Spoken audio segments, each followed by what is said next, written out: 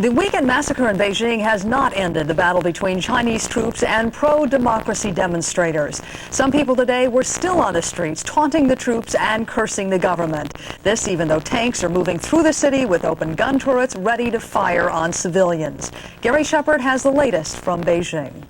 Additional Chinese army units poured into Tiananmen Square this morning to reinforce the thousands of soldiers and armored vehicles that staged the bloody assault against pro-democracy students this weekend, ending their 3-week-old sit-in.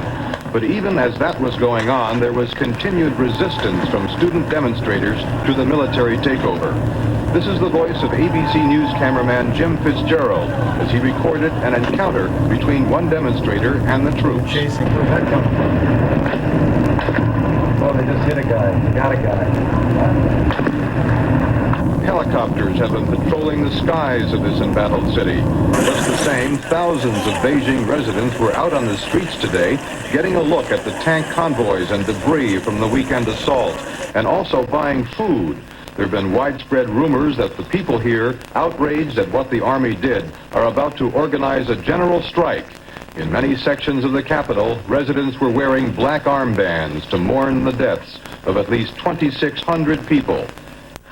The scene here tonight is this. Hundreds of additional tanks have converged on Tiananmen Square, this time with open turrets indicating they're prepared for action. Paula? You talk about the fortification of troops in and around Tiananmen Square and also troops heading in the direction of University Square where all the university students are. How much fear is there that there will be even more bloodshed? Paula, there's a great deal of fear here that the military action is not yet over. New units are now visible at major intersections throughout the city. Residents are being told to stay away from two districts, Tiananmen Square and the Beijing University area.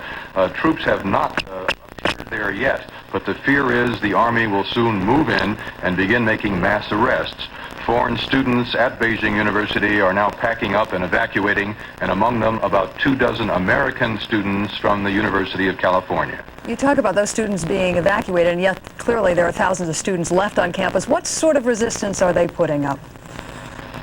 Well, there is no fighting going on at Beijing University right now. The Chinese students who are there, of course, were in the forefront of the 3-week-long sit-in at Tiananmen Square, and so their fears are great that the army is going to move in there shortly and take reprisals for all the trouble that's happened here in the past several weeks. Correspondent Gary Shepard reporting from Beijing this morning. Thank you, Gary. President Bush, of course, is under intense pressure to take some action to punish China for the slaughter of the demonstrators.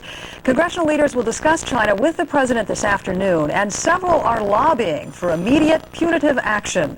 Earlier on Good Morning America, a former U.S. ambassador to China said Chinese leaders may be trying to limit international coverage of the events in Beijing, but they must still pay attention to world opinion. They're going to try to shut down world coverage, it looks like. But there's no question that the world is different. They can't become the middle kingdom of seclusion again. The interdependence of their economy, foreign investment and trade, their foreign exchange needs with military arms sales, students abroad, television, telecommunications. The world is much smaller, much more integrated, and the Chinese economy is much more integrated. The State Department will present the president a list of his options later on today. Other international news.